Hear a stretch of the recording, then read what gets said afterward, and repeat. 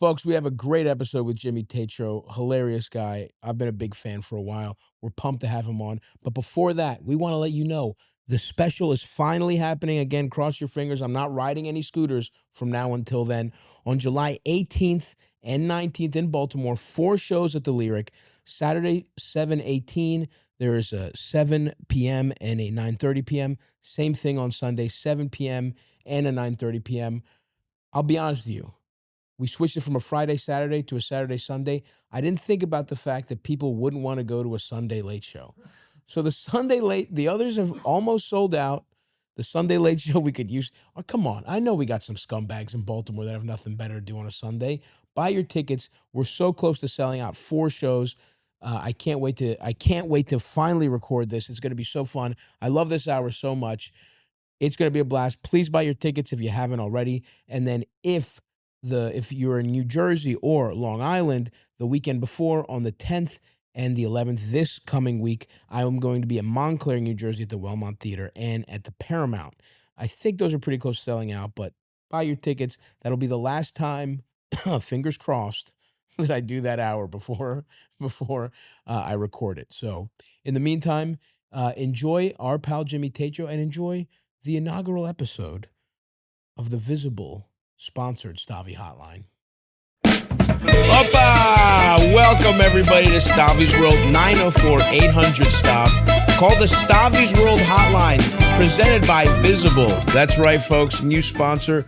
Visible is now sponsoring the Stavvy's World Hotline. All your advice, that's made possible. Me hearing the advice, that's made possible by our friends at Visible. So really consider Visible if you're looking for some excellent wireless service.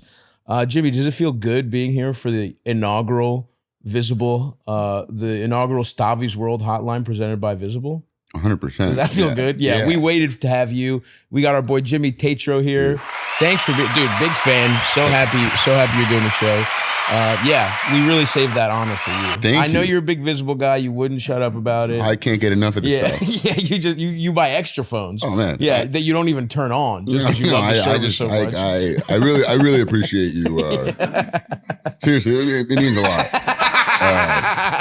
Honestly, I didn't know he was going to do this. Yeah, I know, man. It was a surprise, but you deserve it, bro. You deserve it. Thank you. We weren't going to have a non-Visible fan be here on the first episode of them being a presenting sponsor of the Stop. Otherwise, I'd be Hotline. confused. Yeah, I'd be like, what is it? You'd be so mad. Yeah, I'd be pissed. You cancel when you see it, when you saw it air. Thanks for being here, dude. I've been a big fan. Obviously, I love seeing anyone who escapes the sewer of the internet. I lucked into podcasting weirdly, but you were you were really doing it, bro. You were on YouTube. The Real Bros of Simi Valley, one of the most legendary pieces of online content there is, bro. So funny. Thank you. And I love seeing anybody kind of make it off the tube. Make it out, dude. Make it out of the tube. Make it out of the tube. Although now I think we're going back. It seems to be the best place to put shit now. It's infuriating to see. Yeah. I've been the amount of articles I've seen in the last 3 weeks that are YouTube's the new TV. And I was like, dude, I was saying that. I was trying to say this 10 years ago. Yeah. And you guys are like, no. It's not the new TV. And then I finally get off the tube. Fully off. And then all the people that I was trying to convince were like, yo, YouTube's actually pretty interesting. Have you ever heard of YouTube? Dude, I fucking told you this literally 15 years ago. Yeah. It is very funny. It does feel like as they're letting us be in movies, now famous people have podcasts and YouTube channels. Yeah. It's almost like they're like, once they let us in, they're like, all right, we can't be around these type of guys. We need our own podcast. We need our own YouTube channel. Well, we're headed to YouTube now. We're all, you guys are still. Yo, they're letting these guys in movies? Oh, you still want to do. Movies aren't good anymore. We got to get out of here. You still want to do TV and movies?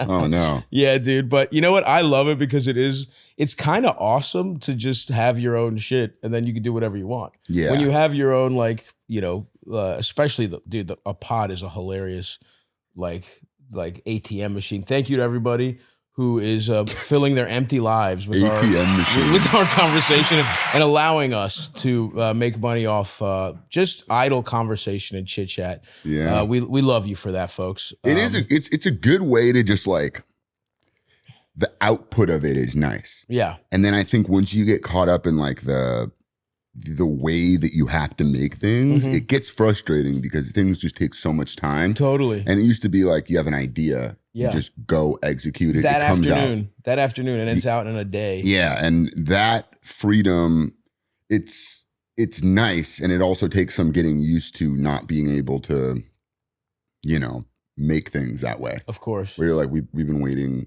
for a response. I'm in a trailer just waiting. Yeah, or even getting them. Yeah, to get just the like money. when you're like going through the process of like development. Oh yeah, and stuff. yeah. You're like, yeah, we'll get back to you.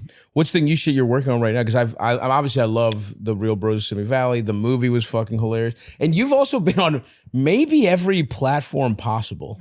Like you were literally on. Thank you for noticing that. Facebook TV. Yeah. Yeah, I tried to check. That show's so funny because I tried to watch it like 2 years ago, and it was like, well, 3 episodes are on YouTube, 4 are on Facebook TV. Tubi's got one running in an ad. If you watch an old episode of Golden Girls, if season 3, episode 4, the 3rd ad break will be a full episode of Real Bros of Simi Valley. That feels like. It's funny because the show, like it started originally as a miniseries on my YouTube channel, yes, and then that did well. And Facebook was making a push to like, have like a Netflix type Everybody was trying to become like and a streamer. they put like real money into making shows for a while, and we were part of like, their legit group of shows. Yeah. And then we did 2 seasons. It did really well on Facebook. And then they were like, wait, why are we trying to make shows? Why are we trying to make art? They were like, let's just go back to being Facebook. Yeah, why are we trying to improve the human experience with like, art? What are we? Why are we bringing laughter into the world? We should be stealing people's data. That's how we need to be making money, not funding the arts. So they're like, that was weird. Sorry about that. I don't know why we tried to dabble in the arts. Sorry, that was a waste of money. Now, please check out the metaverse. Yeah, you fucking dumbasses. So then they left. That kind of just like ended. Yeah, and then Roku picked it up for the movie.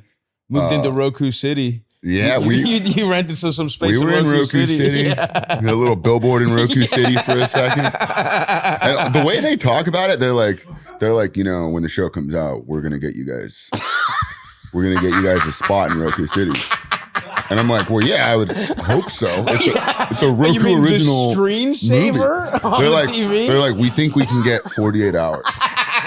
And immediately I'm like, that's good? That's 48 hours what of is like Times Square? I feel like that's like bare minimum. Like that's Do you have other shows we're competing against? Isn't it free for you to Can't you just like That's awesome, dude. But yeah, so the show existed on YouTube, Facebook, and Roku. Hell yeah, dude. But what I liked the most about that show was it was like a mini series. And then when we did season 2 on Facebook, it was like 12 to 15 minutes. Yeah. So it upgraded a lot in terms of production and everything. And then season 3 was like a full length 22-minute half-hour comedy show.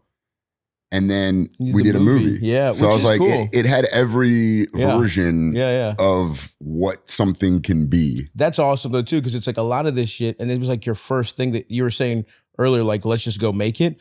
And you did get to just kind of learn every step of the process, which is, that's pretty fun. Yeah. I mean, I'm grateful for it now. Of course. At the time, I was like, just let me make fucking 5 seasons of this. Someone just stop dicking me around. Let me make a bunch of this. Yeah. But, good. I mean, you really are very, and I feel this way. I feel like you're very talented at playing like truly dumbasses. American Vandal, it was incredible, dude. Yeah. Like the way you're able to to take the light out of your eyes. Wow. Like right now you're a lively man, with hopes and dreams.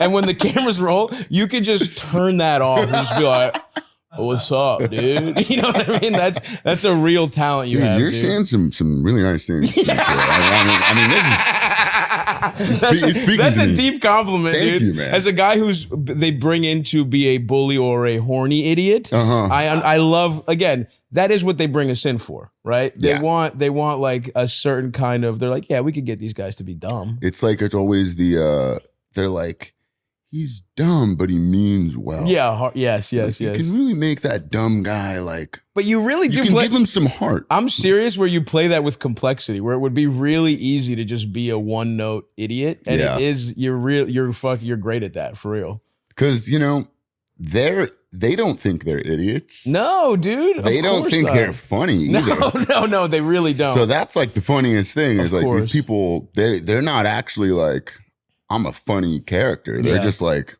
that's just who they are. Of course. So the more serious you are about it, the funnier it is. Well, they don't have any introspection. No. So it's like everything that, like, there's no step between immediate impulsive thought and doing something or saying something. Yeah. And I don't know, there's a real beauty in that. I really envy sometimes just like a total lack of awareness. Yeah, dude. Like, you know when you hear stories about someone and you're like, damn, it really takes a complete and utter lack of self-awareness to have that kind of story about you. Of course. He just went in there and demanded a raise. He's been there for like a month. And he got it because the boss respected his chutzpah. Yeah. It's like, what the fuck? I've been working quietly like a fucking asshole for years. Yeah. I'm like, man, I wish, you hear these stories. I'm like, I don't think there's any stories that are that crazy about me. Yeah. Where they're like, oh yeah, that guy on set, he was crazy. He did this, this, and this. I'm like, man, I wish I had like one of those. Yeah.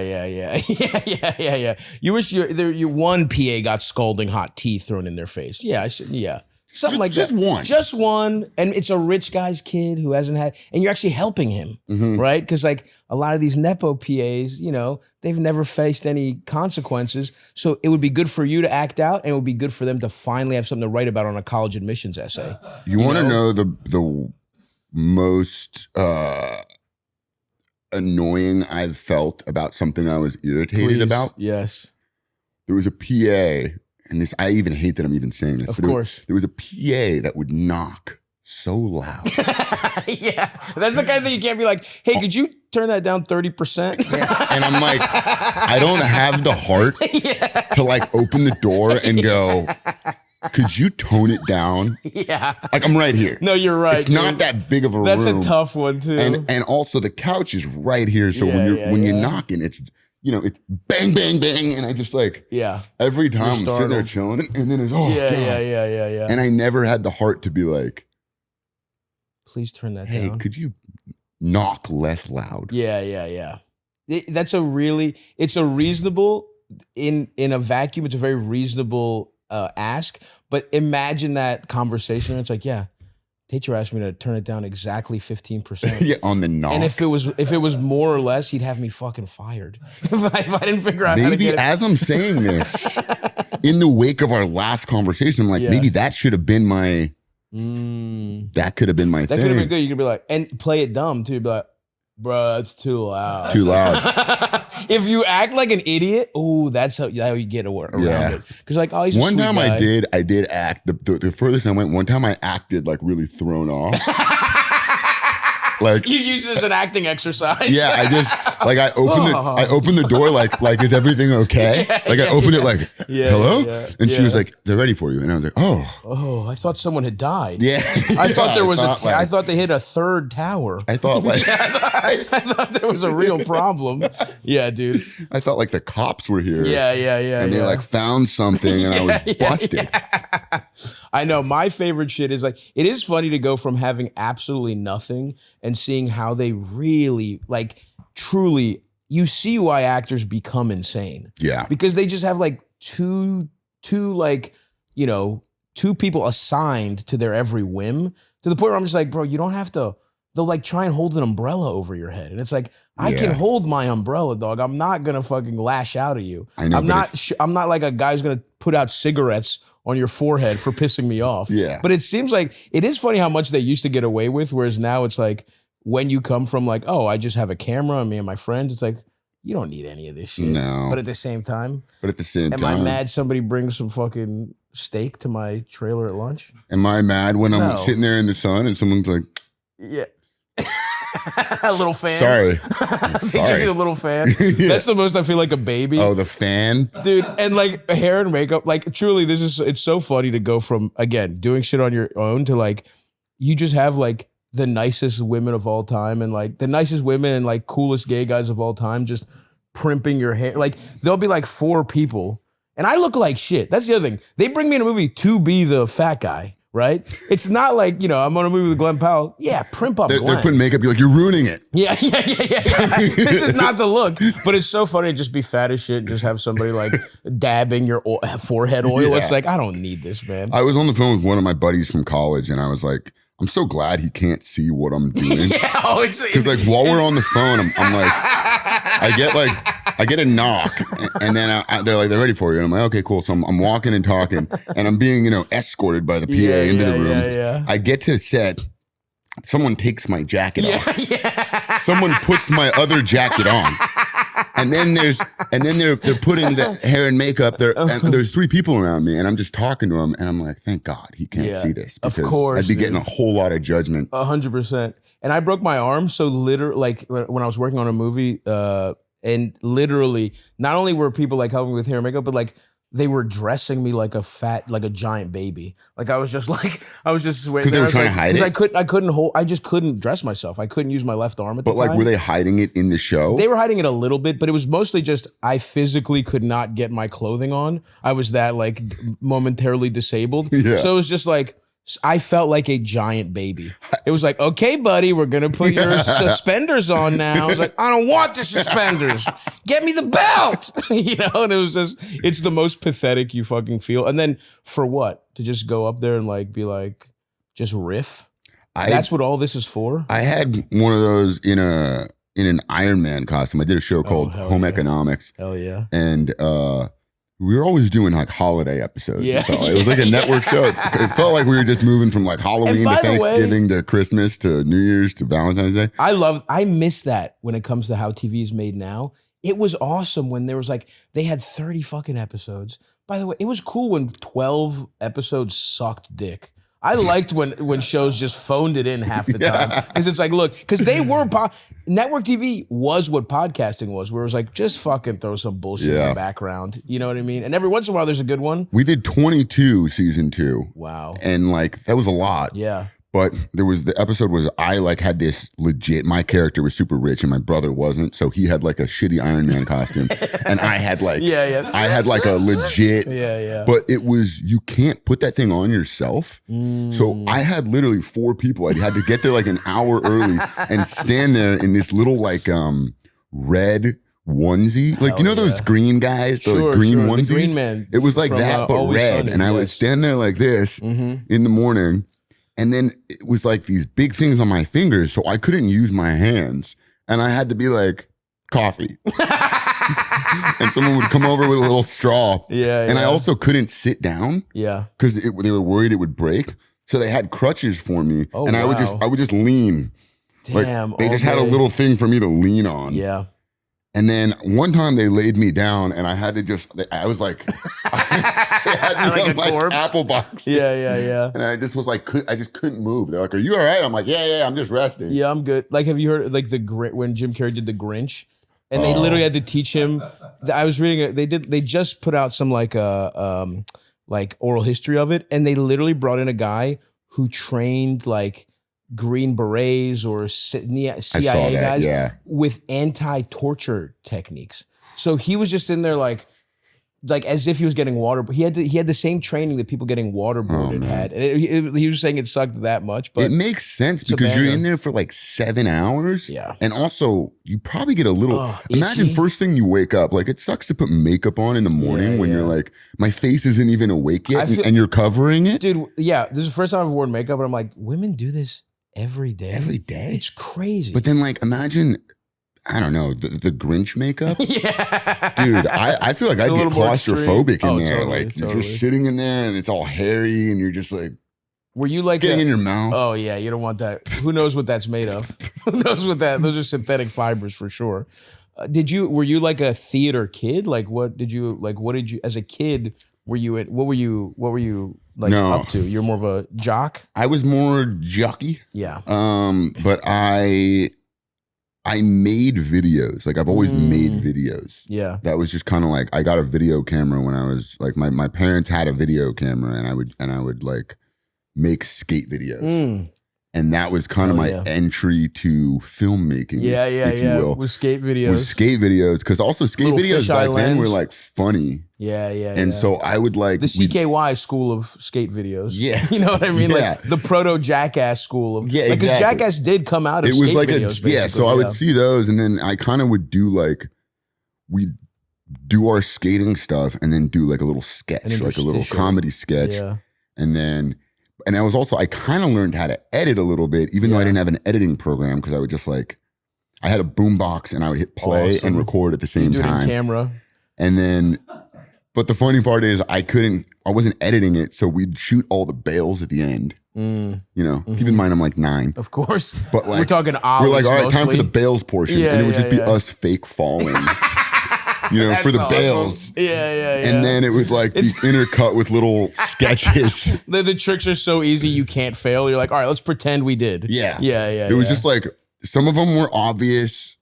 Some of them weren't. Yeah. But that was like how I started making like sketches. And then once I got to high school, I took a TV production class, learned how to edit. Gotcha. And then that was where I really started making videos for fun. And then in college, I started the YouTube channel. Well, how good were you at skating? What was the best thing you ever fucking pulled off, dude? I could like tray flip. Okay, and that's not bad. But The crowd loves it, dude. Yeah, man. This man could fucking tray flip. Pretty much. Eldest, I remember you had a brief attempt at skating. Yes, I really wanted to be good at skating, but I was always a bit oafish, a big, large. I can't imagine a worse body type for skating than your body. Absolutely. That's a tough thing to realize. Like, so there's some things you're just not built for. It's just not gonna happen. And I've always been, you know, a little stocky. Yeah. And that's not ideal for skating. You want to be a little more wiry.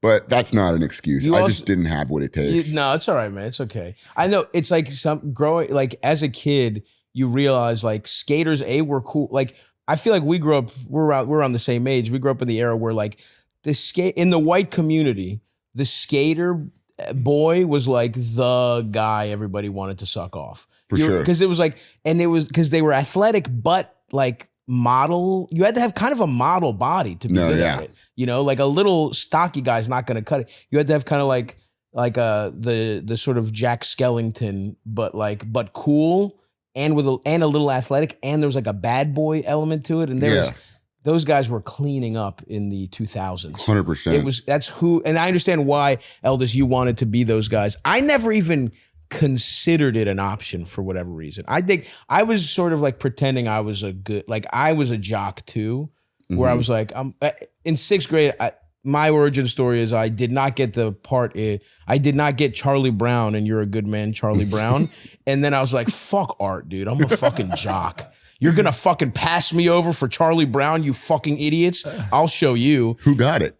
You know, I don't even know. And I also lost funniest class clown in high school. That's tough. But it was a closeted black guy. And gay black dudes are the funniest people on earth. And afterwards, he's kind of come out and has a full life. He has a husband now. So it's like, I can't even really be mad. Yeah. I didn't lose it to like some guy who like, you know, I don't know, a lower grade class clown. And also, you know what I mean? Like that would have been tough. If it was as a class clown myself. Yes. Did you win? Did you ever back, 8th grade and then high school. Wow, first you're fucking tray flipping. Now you're winning back to back. You're really back now you're just rubbing salt in my wounds, dude. Yeah, give him the boo, Elvis. Fuck Jimmy. Yeah, man. But with the skating, you know what's funny is my mom was very protective, and I grew up in Venice. And I was hanging out with these guys that were like 5 years older than me. Hell yeah. And so she was like, and like, you know, this kid Kevin, he would always like pick up cigarettes off the ground and smoke them. I was like, damn, that kid's insane. That guy's awesome. And she was like, I don't like you hanging out with Kevin. He like keyed my dad's car at one point. But they had me wearing they made me wear helmets and like pads for a long time. And so I was like Robo Kid out there. Yeah. And I was good, but like it really hurt my style. Because it's about style. It's mostly lifestyle. Yeah. It's like guys who become good, it kind of is by accident. It's mostly to just smoke cigarettes on the ground. You know, be a 16-year-old that's like, you know. Yeah, who doesn't give a fuck. Who dropped out of middle school somehow. Yeah. And his parents don't fucking care. How are you skipping middle school? And plenty of those guys did, by the way. Yeah. So Venice, we're talking like the classic boardwalk situation. Is that what we mean? Or Well, it's funny because people are like, oh, you grew up in Venice skating. Like, that skate park must have been amazing. Like, dude, they put that in like 10 years ago.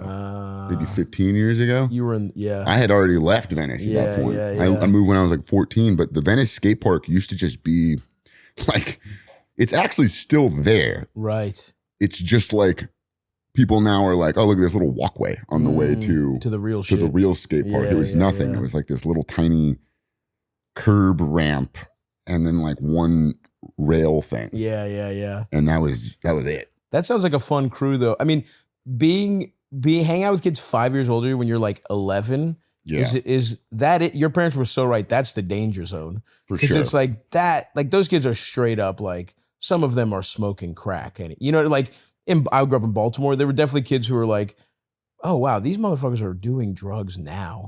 Like there were kids who were just, I remember a kid came to school high in middle school, and I was like, we're doing drugs? I was like so scared. I was like, wait, fuck, I'm not ready to do drugs yet. I was like literally like, no, I'm not gonna be cool. Because this kid wasn't cool either. And it immediately, he catapulted to cool guy. One of the biggest dorks of all time. All he had to do was have a sad home life and have access to marijuana and as a 12-year-old. And everyone was like, fuck, dude, that kid's fucking awesome. And then he got, and then he really, I respect that kid because then he went into becoming the one straight guy in the drama program, which is a smart move if you want women's attention as a loser. But he did everything right. I have to tip my cap. If you do, kids, do drugs early. Do drugs early. You'll be cool. Start early. And if women won't talk to you, just be the one straight guy in drama. That one is actually a great. I kind of regret that wasn't my path. Actually, the second one. Yeah. I would have loved it. Clearly, that's what I was meant to do. I don't know who I was pretending. A 5'7", 250. I'm like, I'm gonna make the NFL. I literally thought I also took way too long to come to terms with the fact that I wasn't going to go to the NBA. Yeah. Like looking back on it, I was like, no one was able to talk some sense into me. Like, dude, just look at the facts. You're 5'10". Yep. Look at the NBA. Watch a game. Watch 5 games. You don't see. There's not one guy. No, there is. That's your size. He's the most skilled basketball player that's ever lived. But I don't even know if there's a 5'10" guy in the league right now. Right now, and a 5'10" white guy. Because there was like a 5'10" guy, but it was not a 5'10" white guy. You got me there. No, you're right. Isaiah Thomas is the last guy the Celtics. Yeah. Isaiah Thomas was like, honestly, he might have been 5'9", dude. He was so fucking tiny. He was short. Look up Isaiah Thomas height, eldest, please. Do some fucking producing for God's sakes. And wait, no, I want to see what. Yeah, hold on. 5'9"? 5'9". Nailed it. I remember seeing Steve Nash, and I was like, oh. Short white guy. Yeah. Looked him up 6'3". I was like, oh. It's NBA players are the most like what if you watch the game and then see them in person, it's the most jarring thing of all time because a guy you think is small, like 6'3", right? Yeah. Like Steph Curry, who we think of as a small shooting, whatever, 6'3". You might maybe Steph, I think Steph is 6'3", 6'3". Yeah. If you saw him next to like a defensive end, they wouldn't look that different. Right. Like Russell Westbrook is insane. Is like, if you saw that motherfucker walking around, you'd be like, that's like someone injected him with like super soldier serum. Like he's so jacked, he's fucking huge. But yeah, basketball players are the most like, it really tricks you into how huge these guys are. Yeah. There's no way to explain to a kid though. Of course not. Hey, you can't do anything. Yeah. Your body does limit you in some career paths. And your mind. let's be honest about that also. But yeah, you have to tell a kid, you basically, to raise a child well, have to lie to it first and then kind of slowly reveal. Let them figure it out for themselves. Be like, Stavvy, you sure you want to be a swimmer? Yeah. I'm going to swim. Yeah. Just trying to backstroke. I skipped swimming we had a swimming portion in high school, and that was the tail end of my fat shame. And I was like, I can't be fucking titties out in 10th grade. But I kind of regret it now because I to this day, I'm a poor swimmer. I think because I skipped that program. And then in college, I was like, let me take swimming now. I'll actually learn. You took swimming in college? Well, you had to get like 2 PE credits basically, like at my school. Interesting. And I never graduated, by the way. But I took the swimming class. I was like, this will be good. It'll chance for me to learn, be a stronger swimmer. I just never went. And I was like, it's PE. I'll just take it next semester. And they passed me. And I was like, great. Well, never have to take a swimming class again. You had PE in college? Yeah, like is that a normal thing? Like a couple gym credits. I feel like Eldest, did in Maryland? You have to take gym. I don't think so. I think really ring a bell. I think high school was the end of PE. Well, the University of Maryland, Baltimore County disagrees with you. They need their kids swimming. They need them swimming. It is a dork school, so it's maybe kind of like, hey, let's let these guys come out with a little something going. I swam a lot in college. I went to the University of Arizona. Oh hell yeah, dude! And they had a beautiful swimming pool. Rigorous academic program. Rigorous academics. And they had the swimming pool at the school was like comically cool. Oh wait! Arizona is Wildcats, not Sun Devils. Wildcats, yeah. Sun Devils. The Sun Devils are the rigorous academics. Yeah. That's Gronk. Yeah. Gronk. But sorry. the Gronk is U of A. Gronk is you. Oh yeah. And but they had this swimming pool that was like, I mean, it felt in college like it was like a Vegas. Yeah. Like everyone just is there. Oh, like a fun hangout. Like it was a fun hangout, but then it also was like this beautiful lap pool. And we would just get so high and go swim laps. Put the goggles on. And And we'd be like in there doing like ninja battles, like in the deep end. And the lifeguard, we were doing like these swim workouts, but they looked weird from above. They must have. Yeah. And one day the lifeguard was like, what are you guys doing? Like, I see you guys, you come here like 3 times a week to swim laps. Like, what are you doing? We're like, oh, we came up with like a little swim workout thing that we do. Hell yeah. She was like, okay. And then we realized that they were just watching us from the lifeguard tower, just like looking down. Looking down's tough. And we're literally in the deep end, like doing karate at each other. Like Tai Chi. That you developed? Like that we developed. We were like playing games. There's we had, like, no way that did anything. We had like a whole workout program. Like we'd go across just like doing this. And they had underwater speakers, so we were really vibing out. That's cool. And sometimes the synchronized swimmers would be practicing. Ooh, that's cool. And we could watch them from under. If you're high, that's all. Oh man, you're like under there watching synchronized swimmers. Yeah. Have this little like formation. Yeah. That they go up to the top and launch. Yeah. Very cool. That is cool. Yeah. I would love to sit underwater and just fucking watch some crazy shit like that. Because I don't know how the fuck they do synchronized swimming. That's some shit where you're like, wow. I do. Yeah.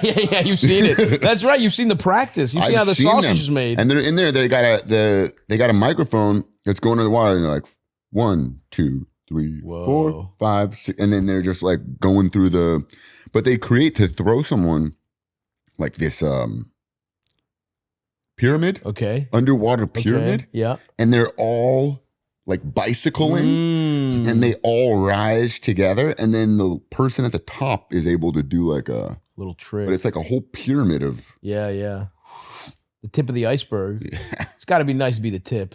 Yeah. You know you're the baddest bitch in the synchronized swimming. It's got to be tough to be the bot. Like, it's classic. Again, speaking of someone who's never touched even the second layer of a human pyramid, I wonder what it's like up there. You know what I mean? What's the highest you've ever been on a human pyramid? I was never a top guy. Never either. a top guy, but maybe you got to the second rung. I was probably like second. You feel like a second rung guy to me. Second rung. Yeah. Oh, I'm a cornerstone, dude. I'm right at the bottom. You know what I mean? Like, I might be right in the middle at the bottom. Yeah. Yeah. One day I'll know what it's like at the top. I wonder if I could start the first incredibly fat man's synchronized swimming club. That would be fun to watch. That would be fun to watch. I'd watch that. You want to talk about a fun watch underwater? I would watch that. Like an amateur too, not like the best. No, just for the love of the game. Like an amateur fat man swimming, synchronized swimming. Yes. Because there's got to be some great swimmers that got fat. and we need them, right? That in the recruitment montage, that's how I'm starting. I'm going to like former college, like, you know, national champions and looking them up on Instagram and being like, who's gotten fat here? And you know what? It's not gonna just be men. I thought about this. This could be co-ed. You know what I mean? Let's get some, you know, let's get some fat ladies in there. Well, you're too. definitely, if it's co-ed, you're definitely not getting to the top of the pyramid. Fuck, then. you're right. It's gotta be, you're right. Or we really prioritize very, very fat women. Because I feel like they're forgotten in our society. Maybe the most forgotten group, and I make them our superstars. Thank you. That's right. Yeah. If you're an incredibly fat woman who's good at swimming and fatter than me, I know I'm describing maybe one person. I'm describing maybe. But brother, she is on the edge of her seat right now. I don't even know how that happens, but we're gonna find you. Okay.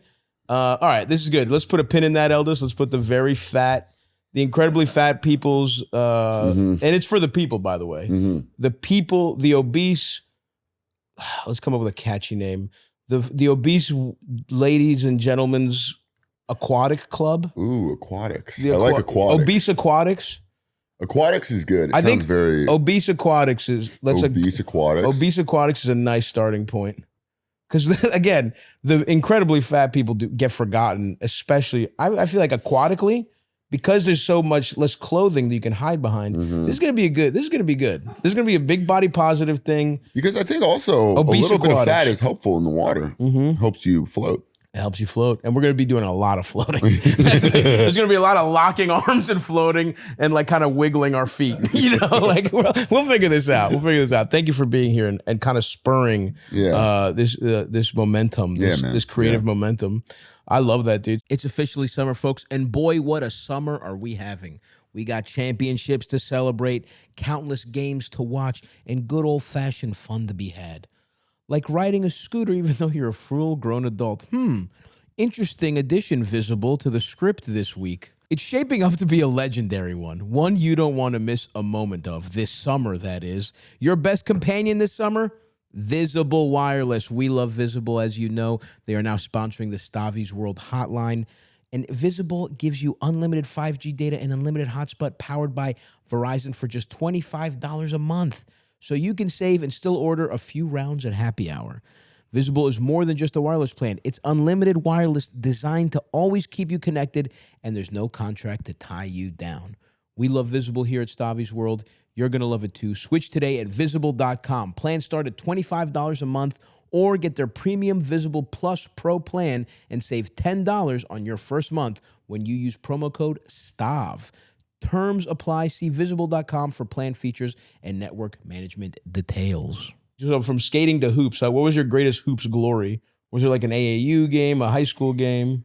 It was not it was not my high school. It was like club. My high school coach, he didn't like me too much. Oh no!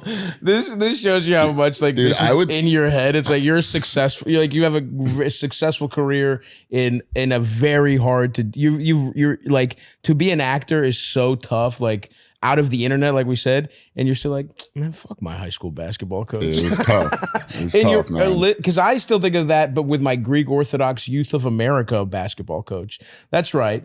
The highest basketball I ever played was Greek Church League basketball. Okay. Yeah. Okay. How many teams? You know, we had a good every church has a team.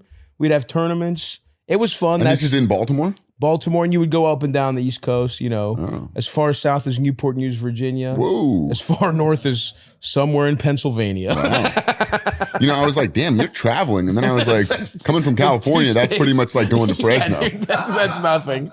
Oh yeah, Fresno, what a horrible place. Well, I would feel myself, because, you know, I was a shooter. But if I was too far behind the 3-point line, because I could shoot from deep, but I would if I would start the shooting motion, I would see him already calling for a set.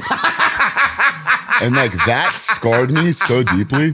Just like getting ready to shoot and just seeing him being like, go get Jim. Yeah. Like, and then I would like, if I hit it, he'd call off the sub. Oh wow! I was like, this is such an unhealthy way to play. I'm just constantly in my head. I cared so much. You shake it, especially at that time. You really think he's stopping you from the NBA? I really did, and also because I went to a camp. Mm-hmm. I did really well at this camp. I made like the all-star team at the camp. Yeah. That feels good. And that felt good. That might be my biggest. I mean, honestly, because there's probably like, did you ever, because I love when people have the stories of like the one random NBA player in like a camp or a high school There was game. a few it was the double pump camp, which was like a big camp. And I made the all-star team.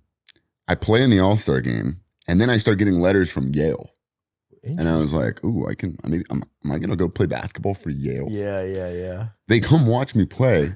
My coach plays me for 1 minute that game. Oh my God. Dude. Puts me in to take the game-winning shot, and that's it. Did you make it? No.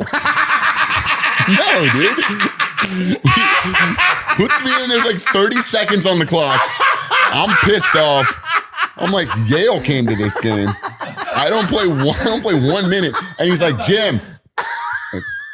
Ice cold. What? Hey, man, biggest moment of the game. Yeah. Ice cold. You're pissed at me all day. Brings me in to hit the game-winning shot. I miss. You're a child, too. Like, you don't have the psyche I'm like of an 17. Yale stopped calling. Fuck this guy, dude. I don't like your coach. No, dude. me neither, man. Fuck you, dude. Jimmy's too fucking good of a guy to say it, but fuck you, man. Yeah. You really need to rethink what you're doing. Sucked all the fun out of the game, man. Yeah. We look back on it. I talked to my buddies. We're like, damn, he really sucked all the fun out of the game for us. Yeah. We're sitting there like doing like he like watched Coach Carter and was like, yeah. Well, dude, you get that. He was like, yeah, I'm gonna run these kids like that. And I'm like, but they're like. They have the talent. Of course. We need to be shooting the ball. Yeah. We're like doing defensive slides all practice. And by the way, you guys were hilariously right. That's exactly where the game went right after you, basically. Because like shooting and like spread the floor, whatever. The high school coach is a fascinating guy in general because you get so many people, like so many losers, like who failed out of everything, kind of launder, like they just basically... If they don't take it out on their kids, they're like, what if I could take it out on 40 of somebody else's kids? You know what I mean? Like, what if my life failures could be a bunch of children's problems? Yeah, and they're like, wait, all these kids are taking me really seriously. Yeah. They're kind of hanging on to every word I say. This is the first time anyone's ever respected me. Wow, they have to listen to me. It's crazy how many guys are so fucking bad at it. Yeah, and then they're like, I either do this or I become a cop. Yeah. It's kind of the same mentality. Oh man, imagine the guys that are both cop, high school football coach, maybe the worst guy of all time. No, you're so right. That is like, that's like if you're too much of a coward to be a police officer, but you still want to abuse your authority. You still want some power. You got to be a high school coach. That's a great show. Hey, I don't know, man. You should play your shitty. That's how you get it back at him. You make a show about a fucking loser. Basically, you make like Ted Lasso, but like, if it's real, but a bad guy. Yeah, just a piece of shit. Yeah. You make like that's honestly, I like this, dude. It's not bad. Write this down. I'll just write that down right next to Obese Aquatics. I did want to do a show about Obese Aquatics. You can have the basketball coach I did show. want to do a show about like about a group of guys that like decide to start coaching like rec league basketball. Yeah. Like as a bet. Yeah. And then they all become super invested in like their teams. Totally.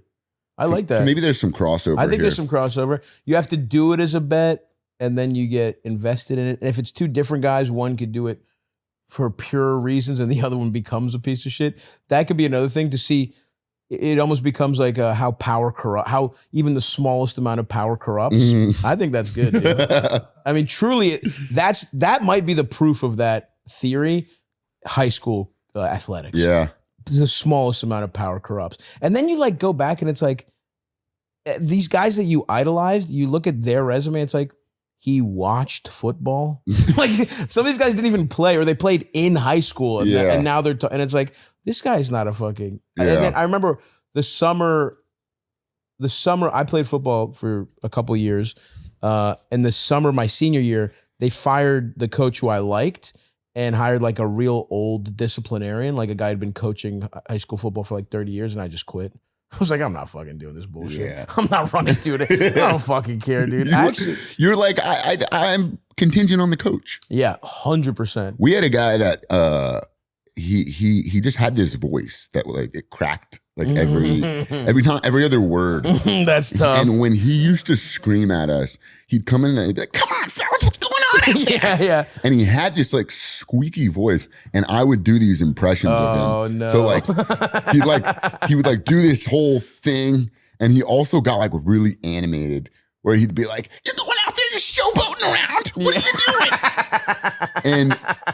And I started doing these impressions. I know of the him, impressions like he'd went leave the crazy. room, and I'd be like, "Come on, fellas." Yeah.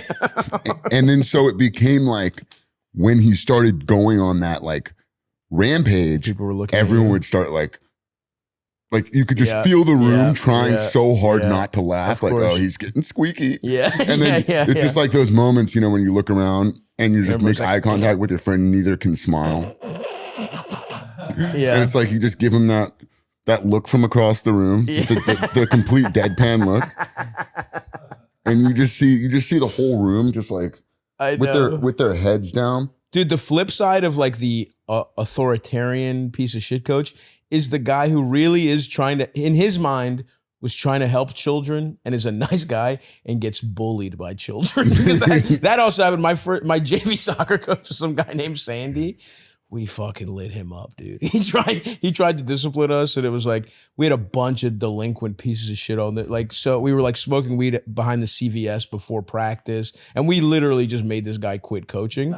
And then they hired really quickly. They hired just a guy. They didn't do a background check. I knew the guy. This is crazy. This coincidence is insane. He was a former deacon at my church who was arrested. He robbed the church. No. He did an Ocean's 11 heist on like the fucking church candle money. It was like him and a guy now who has a very successful career, literally working on the docks from season 2 of The Wire. They masterminded this thing. And I was in a position where only I knew this guy was a criminal who clearly didn't pass a background check. They were just trying to like replace the coach. So I had all this like, Wait, you knew about this, but people nobody didn't know? else did. How did you know? because I went to the church. I knew him. He was a Greek guy from my church. It was just known at the church. A couple but it years wasn't- ago, like 3 or 4 years prior to this guy had quit. He had been kicked out of the priesthood because him and a guy from the neighborhood robbed the church in like That's a the heist. most elementary scheme. It's so pathetic. Like that seems like the kind of heist that like a kid came up with. 100%. And was like, hey, we should steal this money that's going around. Like, because it's the one that they pass around, it's right? You see dollar bills. Yeah, you see dollar bills. Collection. You're like, yo, what if we stole that? Whoa, there must be $1,500 in there. Imagine what they have in the back. Maybe, maybe over 1,000. Dude, literally it was, I believe it was during Holy Week.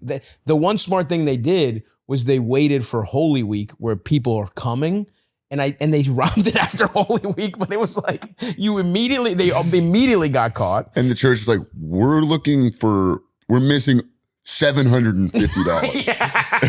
Yeah. we're missing a lot of money. Yeah, you just ruined your life for so little money. But anyway, that's the neighborhood I come from. And anyway, I had all this leverage over him. So it was like I was starting. It was awesome, dude. And it was kind of this he knew I knew. I was like, hey, man. And I never said anything. And then this guy later on would give a child, not in a way, in a I'm so pathetic, I want this child to think I'm cool way. And he got fired for that. It was actually pretty hysterical stuff. So you were starting because you had dirt on this guy. Exactly right. I was blackmailing my coach as a fat 14-year-old. I was pretty good. Listen, I was just too fat. No, it wasn't hard for him to start you. No. Look, he could figure out a way. No one was that surprised. I was on the cusp, right? It was between me and a different guy. You had to put me either up top or down below. I'm not running back and forth. Yeah. I'll score you some goals. I'll stop some goals. I was either a striker or a stopper at the end. But then, yes, he got kicked out, and that's how I got to play football. It's just a very Rube Goldberg machine of my athletic career. And at the time, I was like, hey, I'm going D1. I'm going D1 because I was good at JV football in Baltimore. You know what I mean? It was so fucking stupid. Well, you come out of like I came out of flag football in 8th grade. Like I'm among the best in the nation. I entered high school football like they've never seen anything like me. You know, I'm like, I can throw, I can run, I can catch. What can I do? I'm playing both ways. I'm returning kicks. I'm having like 4 or 5 touchdowns a game, dude. And then I get to my high school. First time I played tackle. And you're playing in where, like outside of I feel like California has some great. Dude, I went to Notre Dame football. High School, which was like, you know, we had like a factory. And freshman year, I'm playing against Anthony Barr. Oh wow. Who's a running back at the time. Insane. And I tackled him one time, but I brought him down. Yeah. But he won. Yeah. You get a I brought him helmet. down like on top of me. And I just remember like laying there and being like, I don't want it like these guys. Yeah. This isn't for me. The moment where you're like, fuck that. I mean, I had that same moment when I literally went to the first practice, looked at them running, and did not go back. And then I was like, you know what? I'll play soccer again. Yeah. By the way, I gotten so fucking fat playing 2 years of football. And I was a telemarketer next to a Wendy's. That was my summer job. I ate 2 junior bacon cheeseburgers every day for a summer. That's not how you should be training to get back into soccer. No. You know, that's the nose tackles diet. Yeah, that's And then I immediately pulled a hamstring and I was like, fuck this. I'm not playing sports. We did, you know those drills where you like, you turn and then you're trying to like, the guy's trying to get by you and you're trying to tackle him. Mm-hmm. And this guy, Kamadi, just lowered his shoulder and we went bam, head to head. And I was like, I just remember being like, you're not supposed to do that. Like, you're not supposed to. Coach, he cheated. Yeah. I was like, you're not supposed to go head to head, man. And I was like, oh wait, they don't care? It's like we could damage our heads. And I remember I came out of that like I was like concerned. I was like, dude, you're not supposed to. Yeah. And I was like, oh, he doesn't give a fuck. Yeah. And I have to also not give a fuck. Of course. You're either the hammer or the nail, and I'm the nail here. Nail for sure. I got concussed bad by like this little guy. Like we were playing like maybe it was a scrimmage or some shit. I don't know. It was like we traveled to. I don't even remember where the fuck it was, but it was like the kind of thing where they swapped out like, you know, first team, second team, whatever. And that's right. It was when I got called up to varsity at the end of the season, and we had like a final game, and it was it was like not competitive. So the last quarter, they were like, all right, let's let the JV kids and the shitty varsity kids kind of get a taste of real, you know, football or whatever. And I was a nose tackle, and the center was literally, this kid was like 5'1". And I was like, this kid is food. I'm gonna fuck this kid up. Immediately, this little cocksucker comes up like a rocket, just hits head to head, hits me under the chin with his fucking helmet. I'm seeing Looney Tunes stars and shit. Geez. And I just stayed in the game, like being like, I'm not a fucking bitch. And dude, for real. You're just in a constant state of like Mortal Kombat about Literally, to be dude, KO'd. 10 minutes. I'm like, if it was a boxing match, I'm clinching. You know what I mean? But you couldn't do that. So I was just like lining up, getting dominated by this like 5'1". And he was it wasn't even that fat. He was just like a 5'1" little stocky guy. And I was like, I can't even defeat this guy. I'm fucked. And you're like, this guy doesn't have a chance. No, dude. No, but he fucked me up bad. And I love, this has become the guys remembering their pathetic victories in high school sports podcast. Brought to you, and remember, folks, hit the Visible hotline. The Stavvy's Road hotline, brought to you by Visible. In fact, Elvis, why don't we take some calls before we start talking about other ways people from our childhood wronged us? Absolutely. And you know, this is the Stavvy's Roll hotline, brought to you by Visible. It'd be appropriate to start with a question on the topic. It's very near and dear to our hearts, with a man who needs a lot of help here. Of course. Hey, Stav. Hey, Elvis. Hey, esteemed guest. Hope you're doing well. Long time, first time. Got a bit of a conundrum for you. It's going to start out with a brag. Got a lovely wife. Been together for about 3 years. Okay. She's got some great natties. Okay. Congrats on your wife's But breasts. we're expecting our first child here soon. We're at like 14 weeks. Hold on, man. Don't say my wife's got great tits, but we're expecting, but the most magical thing in the world is happening. But the whole reason humans exist, it's going to put her tits in jeopardy. I assume that's what he's getting at. Let's go ahead. Maybe not. 15 weeks. And what's really cool is they're getting bigger. Very excited. But it's kind of like a bad wish on a genie here. They hurt. I'm not allowed to touch them. Oh, that's Don't know nice. what to do. I'm really excited to see them grow, but I'm not allowed to touch them. Bro. So hoping to get some advice from you. What are some great ways to appreciate the growing naturals while I got them without touching them? Dude, this is awesome. Pretty tough, but also very lucky. So hoping to see what you got to say. I have the answers immediately, love you. bro. Bye. It could be a fun exercise, you know? Sure. In observing. I was going to say, get into photography. This is turn your shed into a dark room, develop your own film, because this is clearly you've gotten a visual bonus here, right? This is visual. You can't touch them. Support her as much as you can. But yeah, I say get into charcoal etchings, oil painting. Now is your time. If there's ever something that would make me learn how to be a fine artist, it would be my wife's tits getting huge and me wanting to become a sculptor. Sculptor, get some clay. Throw down one of these. Yeah, absolutely. I think that's the answer. Get into high definition photography, painting, poetry even. This is awesome because this is the podcast for, obviously you as you can tell from the very first call, for very stupid people, right? Kind of imagine your characters. There's every character you've ever played, clone them 4,000 times. That's basically who's listening to this podcast, right? Okay. So we're saying here is like, yeah, this is good. This is the way guys like us can turn to art. This is your opportunity to understand art. You thought poems were gay until now? What about poems about how awesome and juicy your wife's breasts are? Yeah. So I think this is a perfect moment for you to open up your horizons. This is your entry point into understanding the world of natural beauty. Some people see it in a sunset. Some people see it, some people see it in, a beautiful fragrant, right? Maybe you're walking by a pie shop and you smell delicious crust, right? You float over. You have a cherry tart.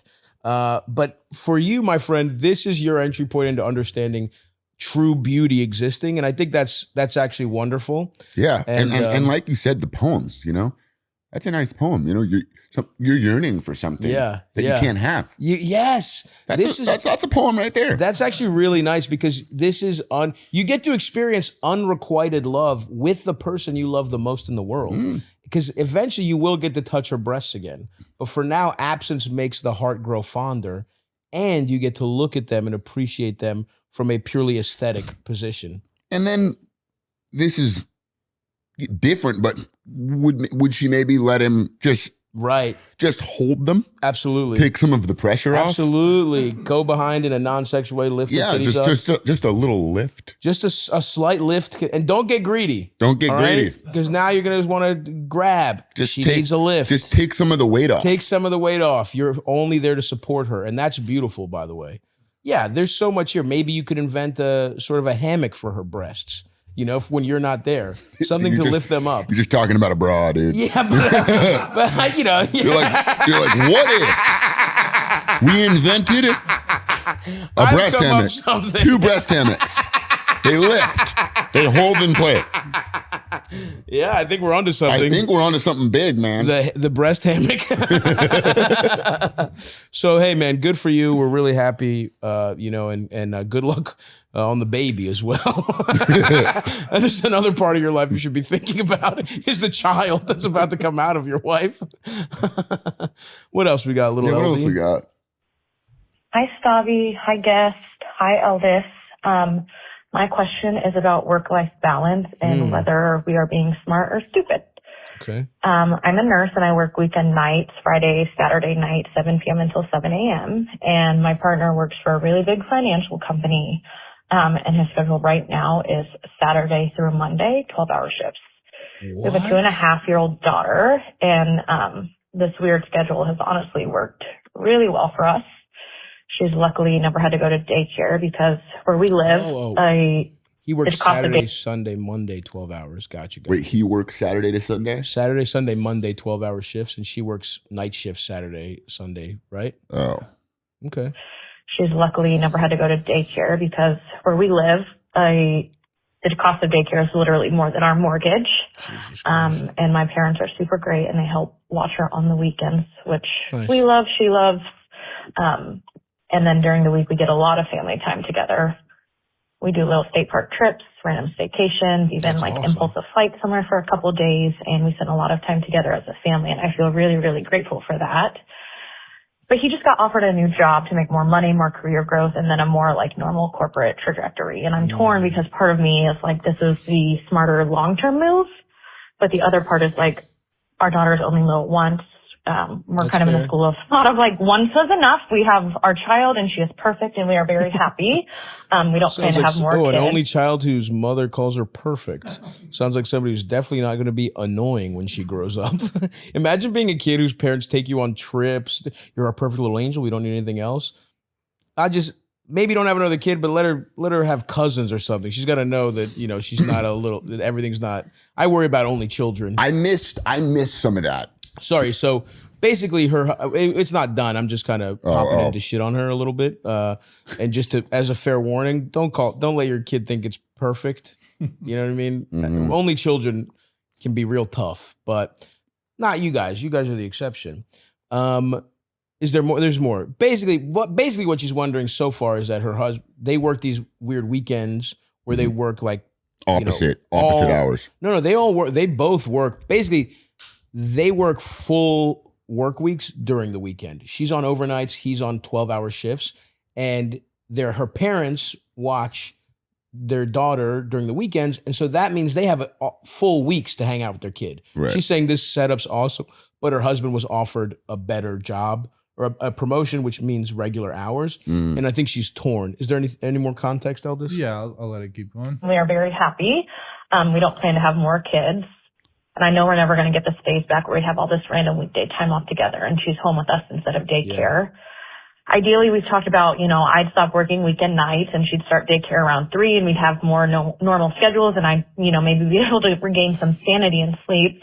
But I'm really struggling whether we should prioritize maximizing income and career momentum or protect this like really unique family setup while we still can. Yeah. So basically my question is, how do you know when it's time to stop optimizing for time and start optimizing for money and career growth? Thank you. And I really hope you answer this. And I hope your elbow feels better. Thank you. I appreciate that. Sorry I said your kid was going to be a piece of shit. Quick sidebar. Yeah. I'm new, to the call-ins. Of course. Anything you need. So they're dealing with what seems to be, a pretty serious decision. That's right. And they call you. Yeah, that's right. I love this moment that dawns on every guest about 2 or 3 calls in. And your advice here. Yeah. Could change the course of their lives. Yep. And by the way, folks, I'm not legally responsible for anything that happens. This is a purely joke show. But I'm curious, do not listen to anything. Did they go back and forth and they get to a point and they're like, we're at an impasse? Yeah. Call we need to call the wisest man we know. And that's what this show Stavros. is. That's right. That's right. They're just sitting there and she's like, should we just? And he's like, just call him. Just hit the button. Push the Stavvy's World button. Push the Stavvy's World hotline brought to you by Visible button. Mm-hmm. So I think, here's my take on this. I think a time that makes sense, there will be a time that makes sense when your daughter's in school. If she's 2 or 3 right now. Do we know how old she is? She said she's 2 or 3, right? Didn't she, Eldest? 2, I think. Fuck did she say? I don't know. But yeah, she's young. Oh, good. Fucking dumbass. Just look what the fucking thing said while we talk. Anyway, she's 2. Your kid's a toddler right now. I think there's a clear moment when you make this switch. It's when she goes to preschool, she goes to kindergarten or first grade, where it's like where your kid, someone takes care of your kid during the days. Because right now she's saying we'll put her into daycare until 3, right? And look, I know the thing for career momentum, all this shit, but if you guys are doing well right now and your husband is talented and, you know, obviously it feels in the moment like if you don't take a career opportunity, you're fucked. And I know, I mean, that's what this fucking industry feels like. I mean, I feel like I'm literally killing myself to, you know, play a scum. Right now, I had to play Glenn Powell's scumbag agent with a broken arm instead of recuperating. Instead of doing PT, I was risking having the mobility in my left arm ever come back to do, you know, a Judd Apatow movie. So I know what it's like to sacrifice dumb bullshit for your career. But I think they have the fucking dream. Like being able to go and like take trips and spend time with your little ass kid. Eventually, somebody else is going to teach her, unless you want to really pour on the freak juice and make her a homeschooled only child. Like, you're going to send her to school. That's when you change. And then it actually would make sense for you to switch your hours to align with hers.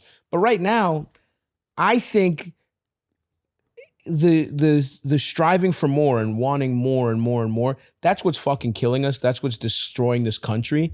And like, you would be doing a rebellion against American greed and helping your family.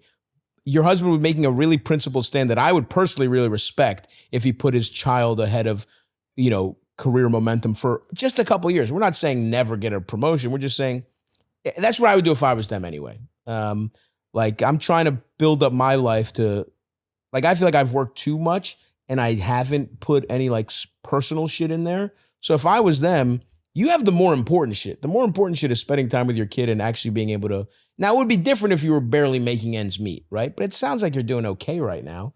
So that's what I would do. Because you're right. The most finite thing in this equation is you being with your toddler.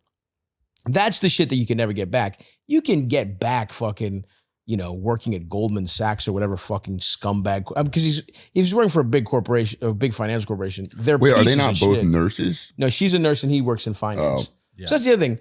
By not taking a better job in finance, you're actually also helping the world, because finance does nothing but loot, you know, money from actual hardworking people. I mean, that's the fakest fucking job of all time. And if he's in fucking, what's it called?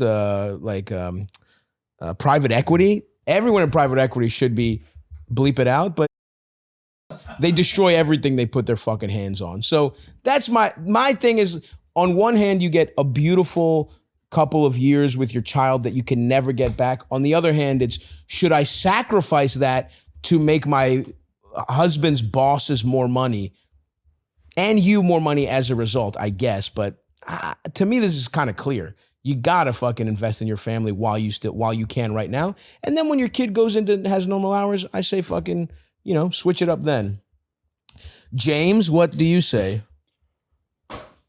I just say the complete opposite of that and make a really impassioned, like long counter argument and just leave her just like, fuck. We weirdly turn into smart guys on this topic. We just start doing statistics at each other. I just come back at you and then we just leave her again at a neutral decision. Yeah. I'll just say yes to that. Yes. Yeah, okay. I don't want to overcomplicate this. Sure. Like, I feel like if I was in that position, I don't know, if you were in the position where you're like, oh, I can have this like really awesome job opportunity that maybe I won't get this exact one, but maybe in a couple of years I can do something similar, or I can spend, you know, let's say you have a kid and like I can spend, when she's 3 and 4, I can spend every day with her.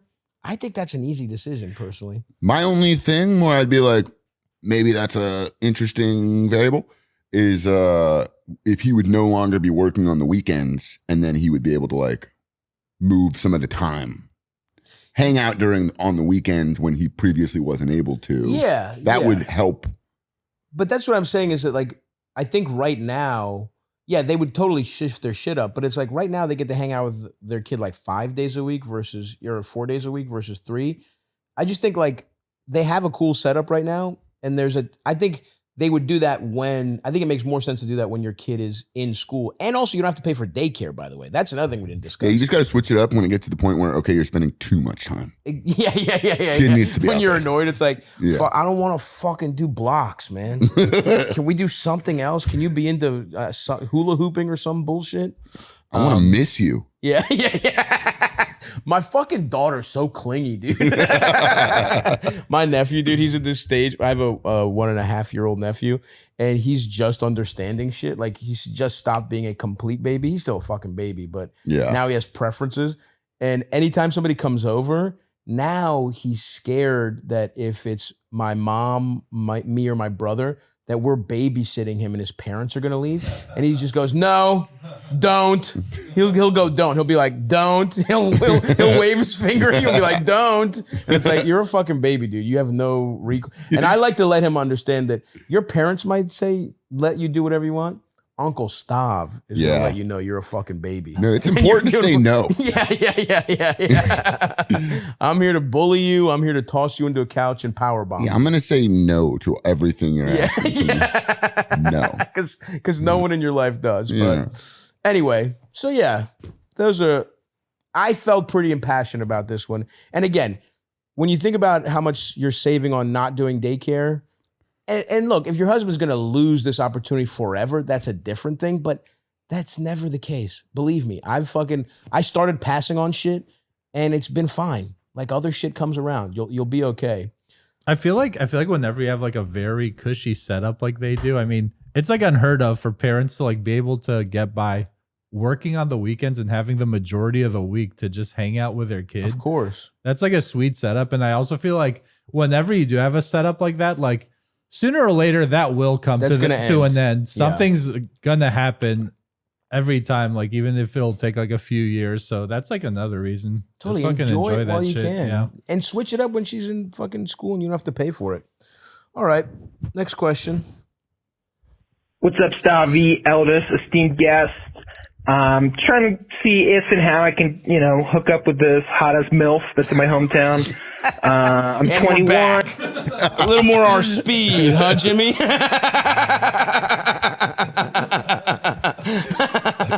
See, dude, you complained about these being too heavy questions, and Eldest fucking figured it out. Straight Brought back it to back MILF. down. College, kind of a nerd, do engineering. I go to college, MILF, that's in my hometown.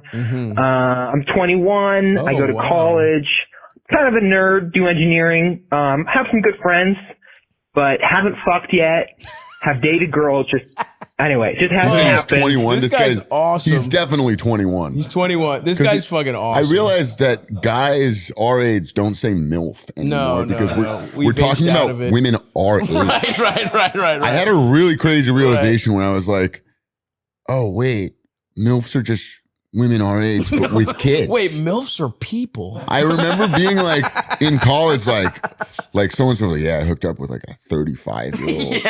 And I'm like, oh no. Yeah, no. We're MILF age. And we have nothing to show for it. We are dude. MILF aged men. MILF age. Men of a certain MILF age. MILF aged men is a really funny way to put middle aged. Early middle age. Yeah, we're MILF aged. I'm a MILF aged man. That sounds better than early middle age, honestly, is MILF aged men. All right, so I love this kid because he's, first of all, I hear the go-getter in his voice, right? Hasn't fucked yet, shooting for the moon. He's like, I'm skipping a couple steps, I'm getting right to MILF. I'm making up for lost time. But let's hear the rest of this. Anyway, so I'm home for the summer. I knew this woman from like going to church, playing in the church band. Oh yeah, dude. She led it, but we both she quit that job and I don't go to church anymore because, they're homophobic kind of pieces of trash. Anyway, but I saw her around and we were chatting, about her kids, college, whatever. And then she was like, you're 21 now, right? And I was like, I am. And she's like, well, I got to buy you a drink, do a real catch up. And I was like, absolutely. That sounds rad. He just nuts in his pants every time he tries to get up and go. Every time they've had a date, he just puts on his jeans. He's like, oh, fuck. I can't make it tonight. Keep going. And And then she was like, or maybe, get your mom there too, hang out. And then I was like, is she like hinting that she wants to get a drink with me? And then, kind of safety backing it up by mentioning my mom. Does she actually want to hang out, but doesn't want to give me the wrong idea? So she's mentioning my mom.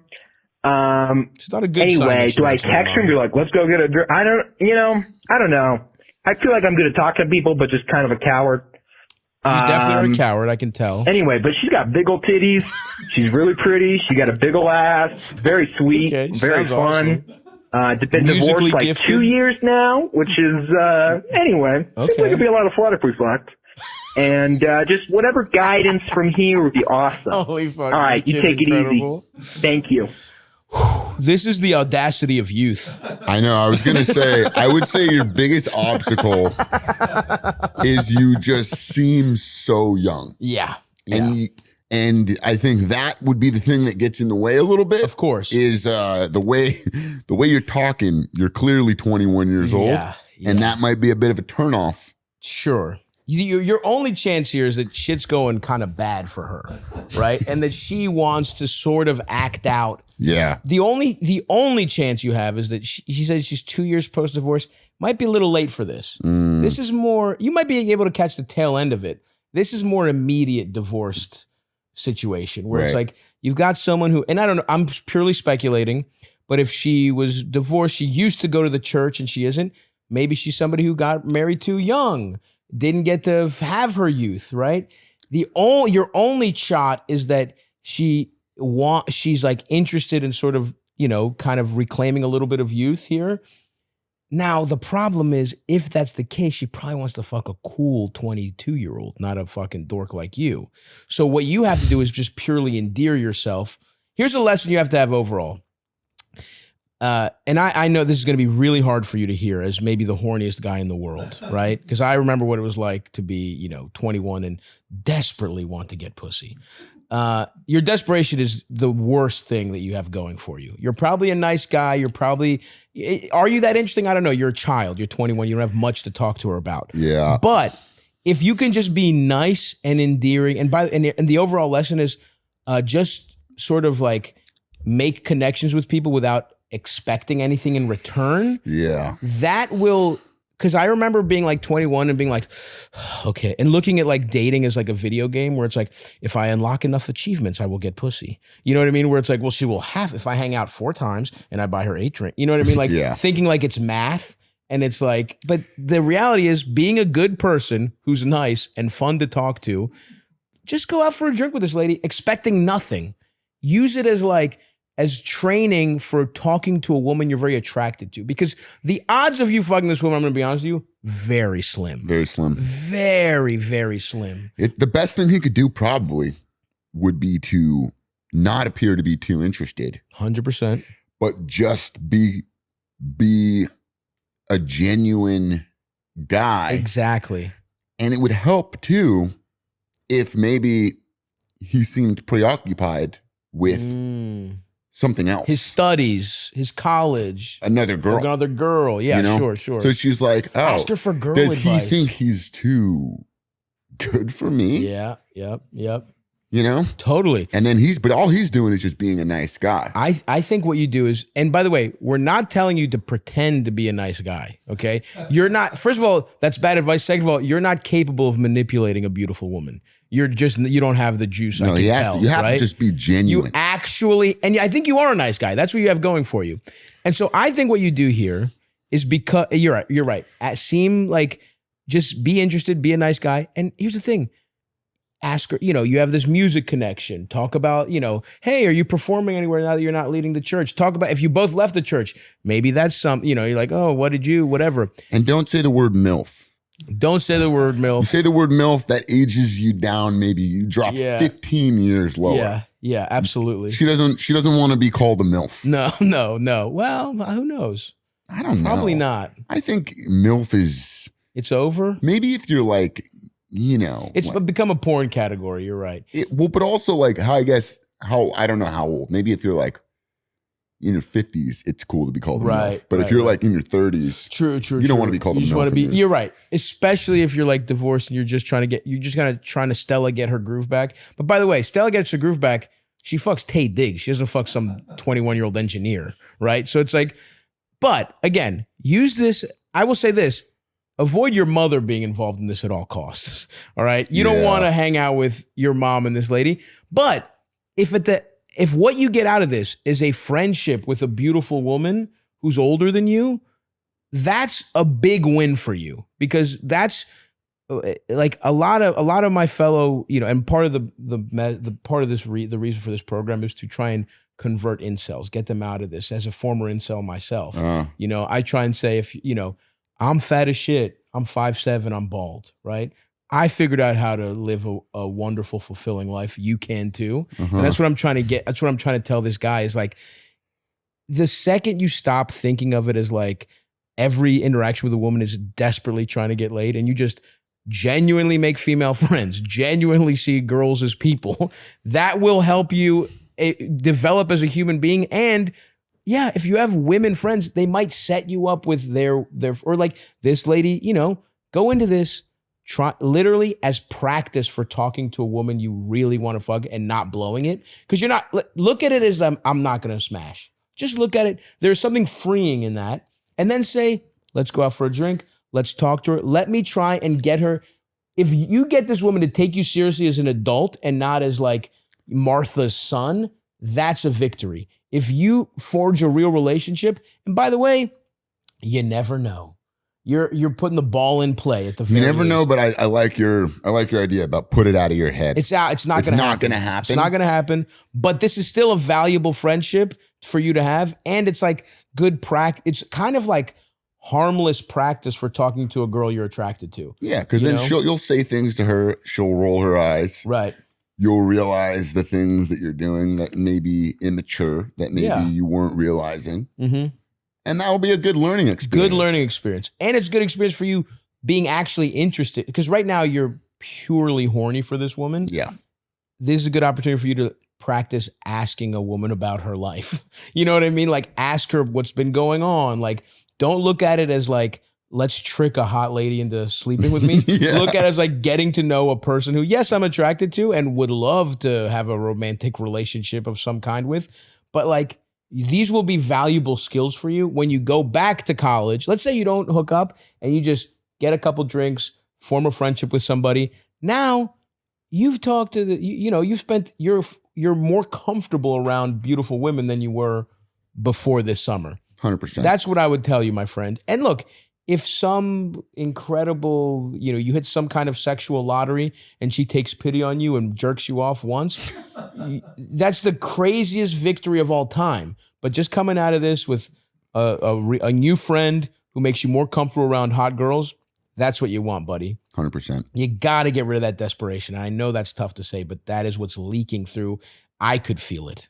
I feel like he said something interesting. He said, "Oh, you're 21 now. Let me buy you a drink." And he said his response was, "Oh, absolutely. That sounds rad." I wonder like how excited he got when He's like, "Yes! Can we go right now? Raspberry vodka with Sprite, please. Could you pour some simple syrup in it as well? A vodka orange soda, please." Do you serve Brass Monkey here? I'm getting crazy doing some Jaeger bombs. Yeah. Let's do some Jaeger bombs. Oh, cool. Yeah, I'll make some jungle juice. Jaeger bombs, please. And for the lady, jungle juice. And for the lady, Crystal Light with Popov's vodka. Man, I feel like it could have been something as small as that made her immediately be like, or yeah, maybe we'll go with your mom too. Like, she's just like, what the fuck? You're so right, Elders. You remember like, yes. She's like, yeah, me, you, and your mom will get us some White Zinfandel at 3 p.m. He's like, she's, more mature. I think she might want something nice, like Cristal. Or maybe some Hypnotic. Hypnotic. Let's do the an Incredible Hulk for the lady. So yeah, good luck, buddy. This is a very cute call. We got something else, LD, as we're wrapped. And by the way, anything specific you want to plug here, my friend? Sorry, we should have done it at the midway point, but we're just so wrapped up. No. I mean, I have a show coming out Hell yeah. called The Hawk on Netflix. Yeah. Oh, fuck yeah, dude. That's awesome. Will Ferrell. What was that? Will Ferrell. Will Ferrell. That's awesome. Molly Shannon. Ooh, the goats. Yeah. Are you kidding me, bro? On screen with the fucking what the fuck was what was their character? We watched I forget the name. Superstar. We watched the Superstar. movie, by the way. She's great. She's incredible. She's One of the the best. best. Of truly, like, she was so good in the other two as their mom. You ever see that? That shit is fucking awesome. I got to rewatch Dude, the other two. I started watching it. It was like on the other day, and I just like started watching. I saw it so long ago, She's but that cooking in movie it, is though, dude. so funny. She's so good. Molly Shannon's fucking incredible. But anyway, that's fucking awesome, dude. Yeah, so check that's- out The Hawk. We play pro golfers, Fuck yeah. and yeah, I play Will's son, Oh, hell yeah, and dude. I'm a professional golfer who's like starting to make a name for himself, and he is like on the amateur tour, or he's not on the PGA tour. He's trying to claw his way back. Oh, but he was. He was Gotcha. the man back in the day. Oh, hell yeah. So it's and now Tiger his Woods, son the is Hawk starting and to be the Tiger, man. Yeah. And You're basically playing Charlie Woods. Basically a version of Tiger's son. Have you seen him? Oh, Kid's no. nice, dude. I've seen his He's swing. fucking nice. He dude. looks good. Yeah. And their mannerisms are all like the same and stuff. That's when you're like, look, sometimes Nepo babies just inherit the talent. Sometimes they're untalented pieces of shit who their uncle gets them a job. But sometimes, yes, maybe Tiger Woods' son might be fucking awesome at golf. And maybe, Yeah, maybe like couple growing up with the best golfer of all time also makes you a pretty good golfer. Yeah. As is the case with like every profession. Yeah. But that's yeah. fucking awesome, dude. And then he starts to make a comeback. And he's like sets off on a mission to reclaim his glory and Hell make yeah. sure that he is always known as the most talented Hawkins. I fucking love that. I'm dude. Lance Hawkins. He's Lonnie Hawkins. Fuck yeah, dude. Yeah. Check so it's out The fun. Hawk. It's very funny. Just like it's a fun comedy show. A lot of the same people from like Eastbound and Down worked on They're the it. best, dude. I love. Yeah. David Gordon Green directed like Fuck 4 of the yeah, dude. episodes. This is gonna be so fucking good. Yeah, he's great. Check that shit out. That's a Netflix show? Or what is Netflix it? show. Yeah. July 16. Ooh, babe, this might come out right around that time. So check out The Hawk. And Eldest, you got 1 or 2 more questions for us here? We're wrapping up here, buddy. Mm-hmm. Hey, Stav, eldest, esteemed guest. I'll keep it quick, and I hope this is on a regular episode, not the Patreon. Times are tough out here. Anyway, work at a small company. I'm the office manager. We have a warehouse manager. And I don't know how to approach the fact that the warehouse manager doesn't wash his hands after he takes a shit in the morning.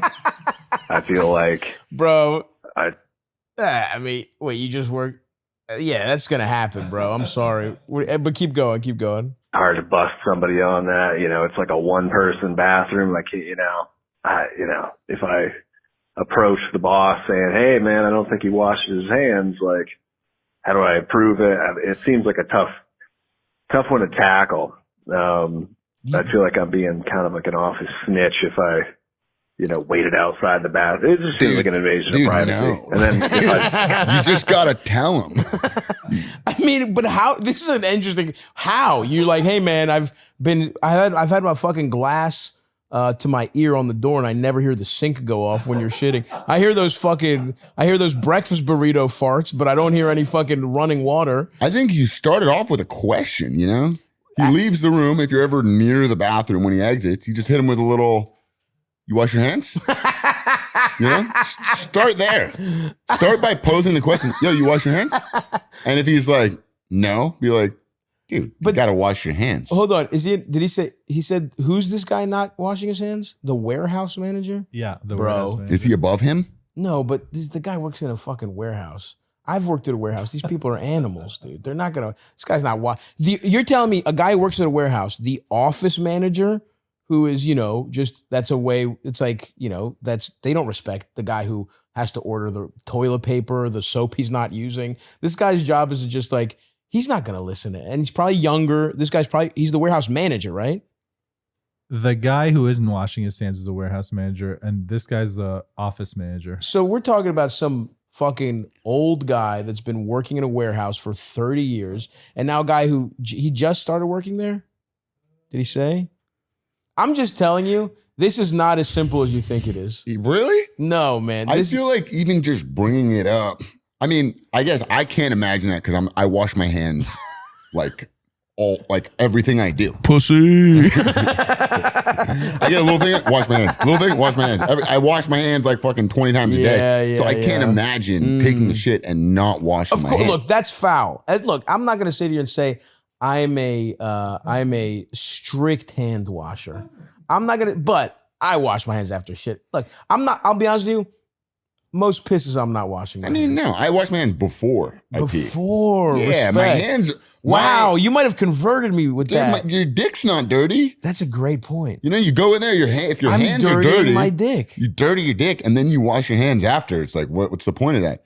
You're a genius. The only thing that doesn't look good sometimes is if you wash your hands first and then you pee, and then new people enter the bathroom, and then you leave.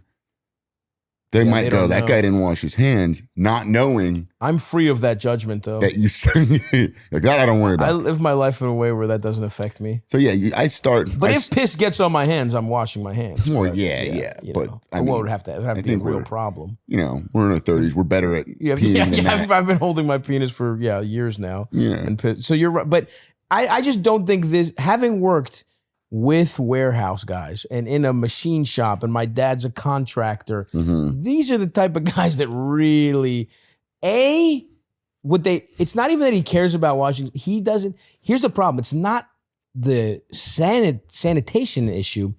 This guy will see it as he's being challenged by a younger man he doesn't respect. So whatever it is, he'd be like, fuck you. Who the fuck are you to tell? I'll wash my fucking hands if I don't want to. I won't. I promise you, that's how this guy would.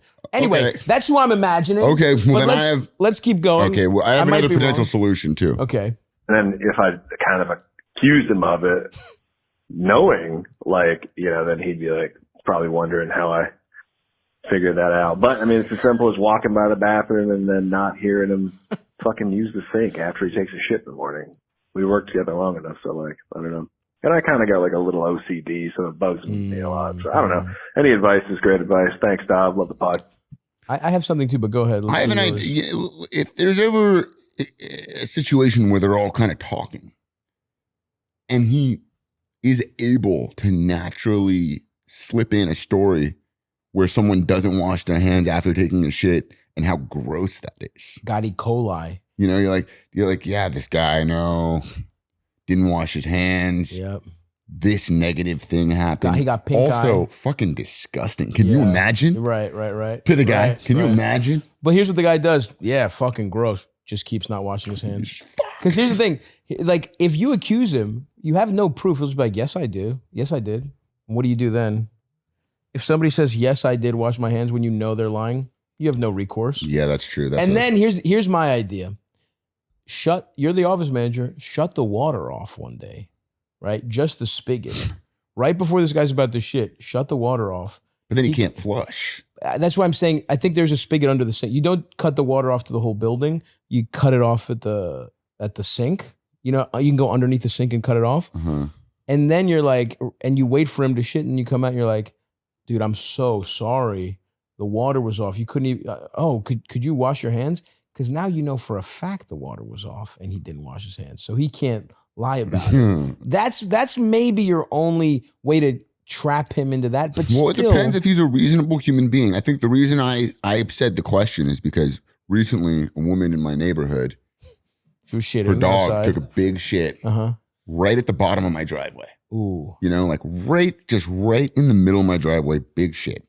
And my neighbor's like, yo, someone just let their dog take a massive shit. And I look at my cameras and I see the dog, I see the woman. And I was like, I'm going to say something. Yeah, okay. If I see her. And I was like, wait, how do I do this? Because I can get a little confrontational. Sure. Like if I say something seriously, it sounds intense. If I'm like, hey, did your, I can quickly, the blood starts to boil. I get that. And I was like, the best way to do it, if I see her, next time I see her, because it happened like a week ago, I'm like, I'm going to pose it as a question. I'm going to be like, hey, you got bags? She's walking the dog, you got bags? You need some bags? I got some bags. And if she says no, I'll be like, you got to have bags. Gotta have bags. And if she says yes, I'll be like, oh, okay, cool. Just making sure because I did see you on my cameras. Shit. Let your dog take a shit and walk away. Yeah. I mean, that's insane. That you're so in the right, though, to be like, hey, please don't let your dog. I don't even think you need to ask a question. I think you're so squarely in the right. Yeah. And you have proof. I was considering printing out the screenshot. Oh, and sticking it on a pole. That's awesome. And my fiance was like, "Please don't do that." Yeah, no, that's way too conversational too quick. In your situation, you could just say, "Hey, you can ask the question like, "Hey, was that?" Because then she's like, "No." Then you're like, "Well, that's interesting because I actually saw you and I was giving you the benefit of the doubt." Yeah, I would really appreciate if you just didn't do that anymore. You didn't let your dog shit right in my driveway. Exactly. And if she doubles down, then you print it out. But you don't want that. You don't want to escalate. No, you want to I'll wait. I can wait on that one. Yeah. And if I see it again, yeah, she might get a printout. But it's just right at the base of the driveway, in danger of being run over and smeared. Yeah, smeared, dude. You don't want that. And then I was like it's the hard driveway to back out of. And I was angling my wheels. So I was going around obstacles. It. Yeah. But then like after a few hours, someone stepped in it and it was just like, and it became uncleanable. Of course. Yeah. Just became part of the street. Part of the milieu of your driveway. Yeah. Yeah, I mean, look, I think in this case, I don't even, look, he's a grown man who doesn't wash his fucking hands. I don't know what to tell you. If you really feel super strongly about it. Now, again, if this is the kind of atmosphere I'm imagining where it's a warehouse office thing, the thing these guys do respond to is like, you could bust his balls about it. Like I don't think being polite and being like, excuse me, Jeffrey, I noticed you didn't fucking wipe, or you didn't wipe. Right? That'd be awesome if you knew that. I noticed you didn't wash your hands. He's gonna be like, fuck you, nerd. Ooh. But if you're like, you fucking scumbag, did you get shit on the hey, did you get shit on the fucking refrigerator, the company refrigerator? Or you see him shake someone's hand and he'd be, hey, watch out, this guy doesn't wash his hands after he shits. You just got shit particles on your fucking I'd wash your hands if I were you. Yeah, exactly. Because he doesn't wash his hands after he shits. Yeah. Boom. That's the way, I think that's the only, again, if I'm reading the situation right, if this is like a warehouse guy who's like a, blue collar guy who doesn't like to be challenged, that's the language those guys understand. Now, if you're in a reasonable office with reasonable people, like Jimmy naively believes that's how the world works, yeah, you can have a conversation with him and it'll stop, I guess. But if you want the real shit, you got to embarrass this man until he fucking buys I like that. Yeah. I would say depending on the man. Yeah, that's true. Either hit him with the little nudgy question. Little nudge, yeah. It's a question with a smile, like, hey, you wash your hands or? Yeah. And it's a little ball busty. A little bit, yeah. But you're giving him the question. You got to strike the tone of light. You got to strike the tone of light ball busting on the initial question. Yes. To open up, you don't want the initial question to feel snitchy. And you don't want it to feel ball busty. But you're right to say you don't want to be too serious. If you're like, hey, yeah, could I talk to you? Can we discuss do you have a minute later? Because then he's embarrassed. Totally. And then the embarrassment turns to fuck off. Well, that's the thing. Yeah, he's unreasonable. He doesn't wash his hands after he shits. You think this is a guy you can reason with? Yeah. It is disgusting. So anyway, that's my advice to you. I think we really solved everybody's problems, Eldest. What do you think? I think so. Yeah. Jimmy, thank you so much, man. This was fucking awesome. Yeah, man. Anytime you're in town, please come. We'd love to have you again. Check out The Hawk, everybody, on Netflix, probably by now.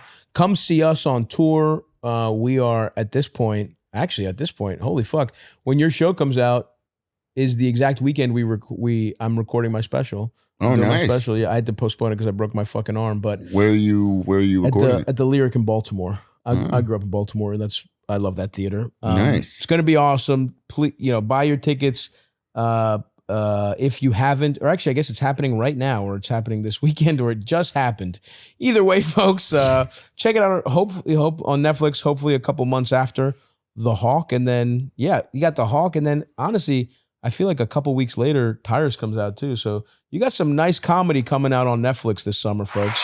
That's season 3? Season 3. Nice. Yeah, it was fucking nuts. That's where this was the one where I was like, oh, we're actually making a show. Yeah. Like we had locations, you know what I mean? Like it was annoying because we had to schedule stuff. It's like, wait, what do you mean we have to schedule stuff on the location? Can't we just do every scene in the shitty office we've done the first 2 seasons? Yeah. And they're like, no, maybe we should make this professional and look good. And I was like, fine. But it's really fucking funny. It's a great season. And it's going to be great. A lot of good comedy this summer, folks. And yeah, we'll talk to you next time. Bye-bye. Bye.